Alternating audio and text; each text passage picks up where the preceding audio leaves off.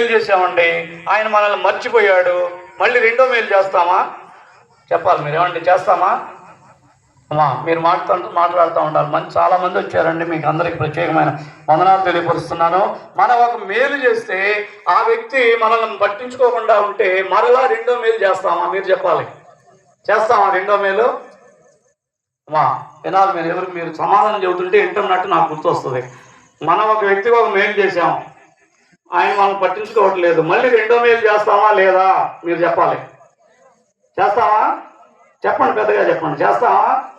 మరి మూడో మేలు, నాలుగో మేలు, ఐదో మేలు ఎందుకని చేయట్లేదు? ముందు చేశారు కదా. అంటే చేసిన మేలు మరిచిపోయాడు కాబట్టి ఇంకా అతను మనం గుర్తు తెచ్చుకోండి. అదే అతను మనకి కృతజ్ఞత స్వభావాన్ని చూపిస్తూ ఉంటే మనం ఇంకా రెండో మేలు చేస్తాం, మూడో మేలు చేస్తాం, నాలుగో మేలు చేస్తాం, ఎన్ని మేలు అయినా చేయడానికి ముందుకెళ్తాం. నాకు చిన్నతనంలో చదువుకునేటప్పుడు ఒక ఆయన చదువుకోవడానికి హెల్ప్ చేశాడు.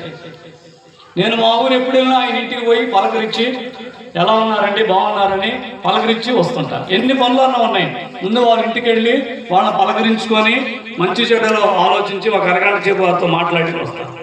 ఎందుకు వాళ్ళ ఇంటికి ప్రతిసారి వెళ్ళేది? ఆయన చిన్నప్పుడు చేసిన మేలులు మరవకుండా ఉండటానికి ఆయన పట్ల కృతజ్ఞతాభావం మనకు ఉండాలి. మరి మానవులకే మనం ఇంత కృతజ్ఞతాభావం చూపిస్తే దేవునికి మనం ఏ రీతిగా ఆయనకి కృతజ్ఞతాస్తుతులు చెల్లించాలో జ్ఞాపకం చేసుకోవాలి. పరీక్షల టైం అప్పుడు అందరూ వచ్చి ప్రార్థించమని చెబుతుంటారు. నేను పరీక్షల టైంలో 2 నెలల పాటు వాళ్ళ ప్రార్థన చేస్తూనే ఉంటాను, ఇప్పుడు కూడా చేస్తున్నా. నీట్ ఎగ్జామ్ కొరకు ఈ నెల 21వ తారీఖు ఉంది నీట్ ఎగ్జామ్ కదండి. వాళ్ళ గురించి పాస్ అయిన తర్వాత మరి ఎవరన్నా వచ్చి పాస్టర్ గారు మీ ప్రార్థన వల్ల పాస్ అయ్యామండి, దేవుడు మాకు ఈ మేలు చేశాడని చెప్తారేమో చూస్తుంటే ఎవరు కనపడదు.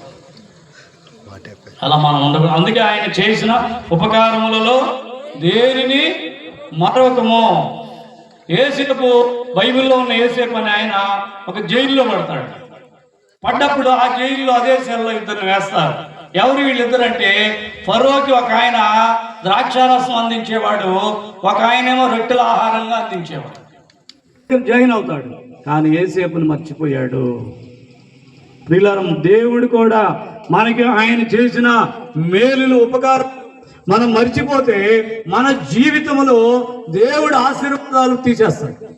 ఎందుకంటే నీకు ఎన్నో మేలు, నాకేం మేలు చేశాడండి అనుకోవచ్చు.